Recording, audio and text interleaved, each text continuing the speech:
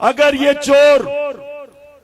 जो मुल्क के 30 साल से ये मुल्क की चोरी कर रहे, डाके मार रहे, चोरी करके पैसा बाहर लेके जा रहे थे,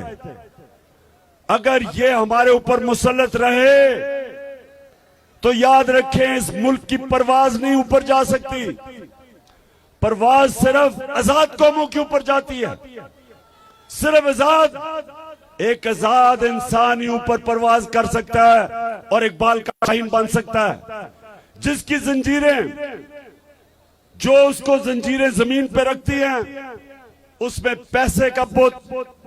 उसमें खौफ का बुत, उसमें मैं का बुत, ये लोगों को एक बड़े इंसान को छोटा इंसान बना देती।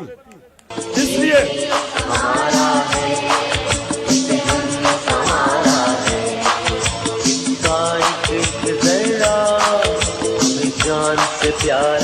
तो इसलिए इस फैसला कुन वक्त जिस वक्त ये सारे चोर इकट्ठे होके बैरूनी साजिश के तहत ये कोशिश कर रहे हैं इस कौम पे मुसल्लत होने की, मैं इसलिए पूरे मुल्क में निकला हुआ हूं अपनी कौम को जगाने के लिए कि अगर हमने इस जुल्म के खिलाफ जहाद ना की, हम अगर डर गए, जो ये डराने की कोशिश कर रहे हैं, इमरान रियाज जैसे सहाफियों को जेलों में डाल रहे हैं, खौफ पिला रहे हैं,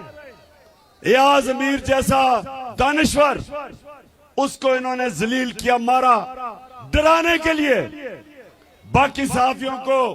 FIR काट रहे हैं, डरा रहे हैं कि चुप कर जाएं और इनको कबूल कर जाएं। मेरे ऊपर 15 FIR कट चुकी हैं, मेरी सारी लीडरशिप पे